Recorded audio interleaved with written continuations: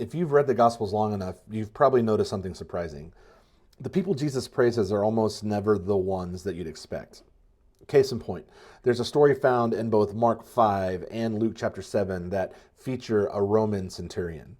He's not a synagogue leader, he's not a disciple, he's not even part of the in crowd. In fact, he's a Roman officer, which means he represents the system most Jews were actively praying God would overthrow. Yet this is the man Jesus stops for. This is the man Jesus says has greater faith than anyone in all of Israel. Here's what actually happened. The centurion's daughter is dying. Instead of trying to solve that crisis on his own or relying on his own rank or connections, he sends for Jesus. But as Jesus approaches the house, the centurion sends another message out. Lord, don't trouble yourself by coming inside. I'm not worthy to have you under my roof. Just say the word, and I'm confident my daughter will be healed. He doesn't bring a resume. He doesn't bring a bargain. He doesn't bring a script. He brings trust, raw, uncluttered trust. And Jesus stops in his tracks. Scripture says he marveled. Think about that.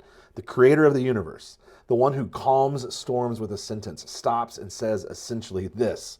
This right here is what faith looks like. Why?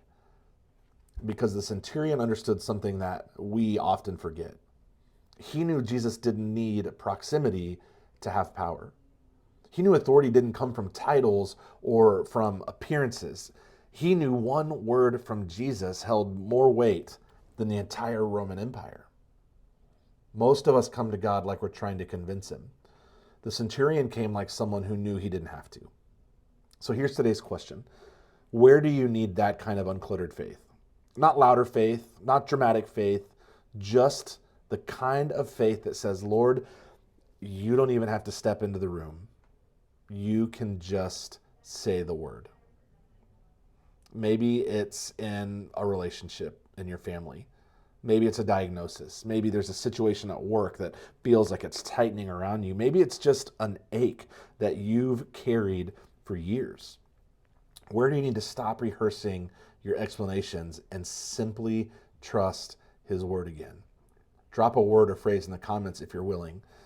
Thanks for spending a few minutes with me before the noise today. Remember, the Jesus who marveled at the Roman soldier's faith is the same Jesus who moves towards your need, hears your requests, and loves you more deeply than you can imagine.